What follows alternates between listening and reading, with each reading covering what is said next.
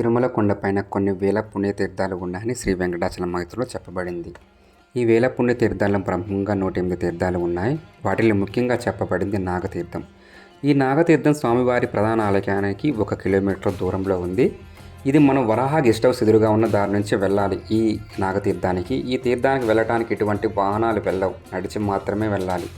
కానీ ఈ దారిలో బాణసారి గంగమ్మ దేవాలయం మరియు శ్రీవారి పరమ భక్తురాలైన వేంగమాంబ శ్రీవారి పూజ కోసం పెంచిన తులసి వనం మనం చూడవచ్చు. ఈ నాగతీర్థం వెళ్ళే దారి ఎంతో ప్రకృతి అందాల నడుమ భారీ వృక్షాల మధ్య ఎంతో సుందరంగా, రమణీయంగా, ఆహ్లాదకరంగా ఉంటుంది. ఈ నాగతీర్థం చేరుకోగానే మనకి ముందుగా పెద్ద బావి కనిపిస్తుంది. ఈ బావి నుంచే నాగులు స్వామివారి పూజా కార్యక్రమాలు నీళ్లు తీసుకువచ్చి పూజ చేసేవారంట.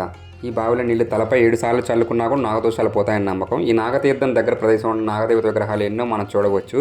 ఈ తీర్థం దగ్గర ఒక గుహకు దారి ఉంటాయని కూడా గమనించవచ్చు. ఈ దారి నుంచి నాగులు వస్తాయని, అదే నాగలోకమని చాలామంది విశ్వాసంతో ఉంటారు. మీరు కూడా తిరుమల వెళ్తే ఖచ్చితంగా నాగతీర్థాన్ని దర్శించండి.